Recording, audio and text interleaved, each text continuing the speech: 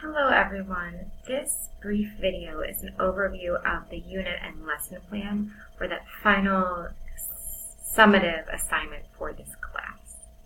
So I am showing you Blackboard and I am under the tab to the left that says Major Assignments and going into the folder called Unit and Lesson Plan.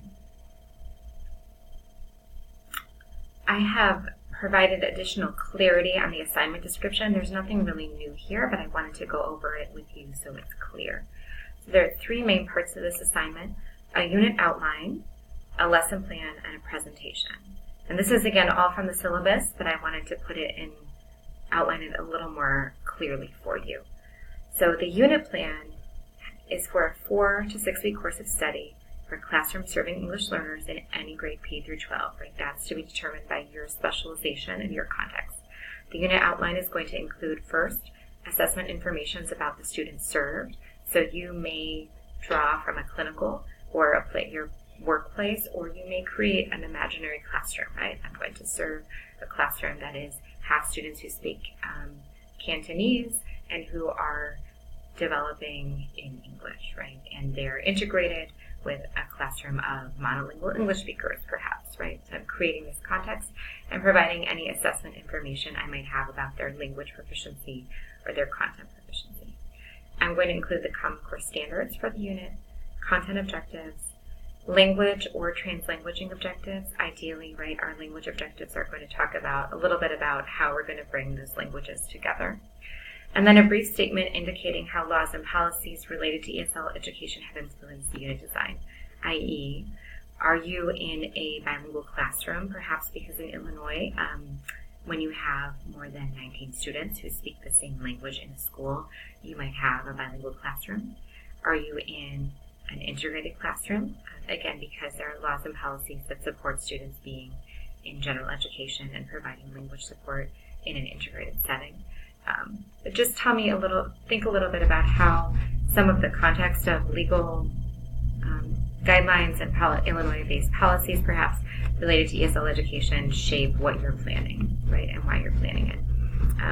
You could also include something about providing accessible instruction to English learners as part of the laws. Again, you may have hopefully learned about in foundations class, and so using translanguaging is doing that.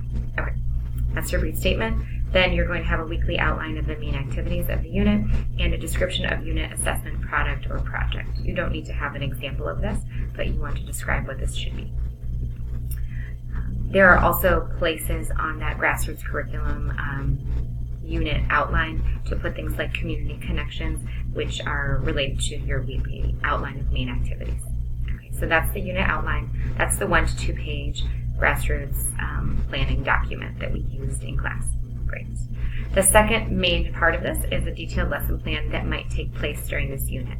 Right, so one lesson that would happen during this unit. And this lesson plan should include language objectives differentiated for student language proficiency levels, so at least 2 different levels. Perhaps one group of students may be orally using descriptive language, and another group of students who might be focusing on orally using complete sentences or transition words, right?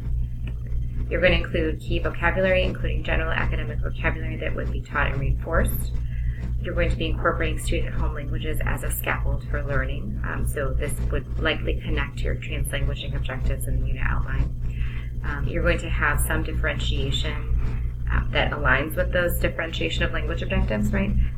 Based on student stages of language development, right? So you may have clear differentiation when you're focused on some of the speaking. You might have clear differentiation as far as some of the writing or drawing activities they'll be doing.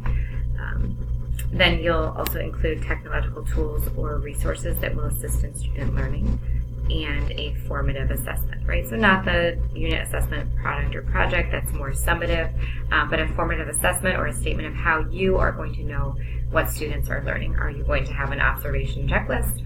Are you going to collect their writing or their drawing at the end of this lesson? Just what are you going to be doing formatively? Are you going to be recording their conversation, which you can do on some of the school iPads, which is a neat way to be collecting information as well. Okay, so that's the second part. And then the third part is a 10-slide presentation that really just includes information from these two pieces above, but then to share with our class on the final day. And that 10-slide presentation includes these pieces. I'm just looking at this link. Okay, it's going to have the unit, topic, grade level, student linguistic profiles, or that kind of assessment background information, standards and content objectives, language objectives and translanguaging objectives, your unit outline, the assessment overview, a description, and a statement or thinking about how this unit shows the translanguaging practice of localize, and then expand. And then the final 3 are about your lesson, right? So 1 through 7 are about your unit, and 8 through 10 are about your lesson.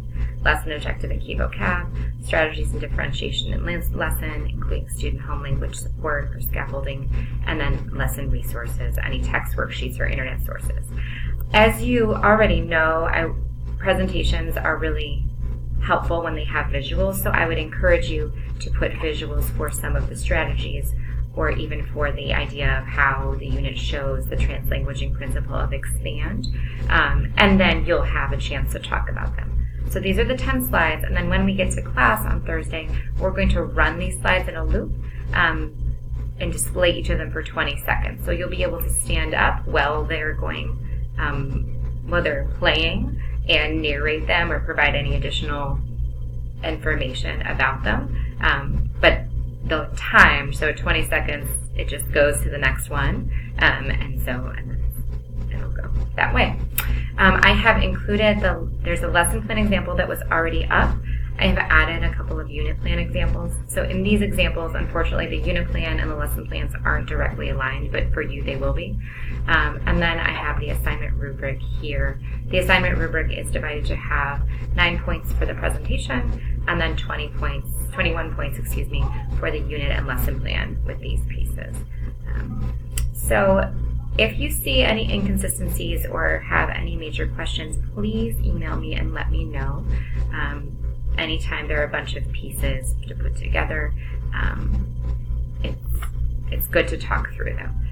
But I look forward to bringing these together and seeing them, and I think it's really exciting to both get to plan a unit that localizes and expands, and then to think about what that might look like in one kind of detailed lesson plan. Because then once you get the hang of doing one lesson plan and thinking about how one goes, then planning the next one becomes that much easier. So, all right, everybody, thank you.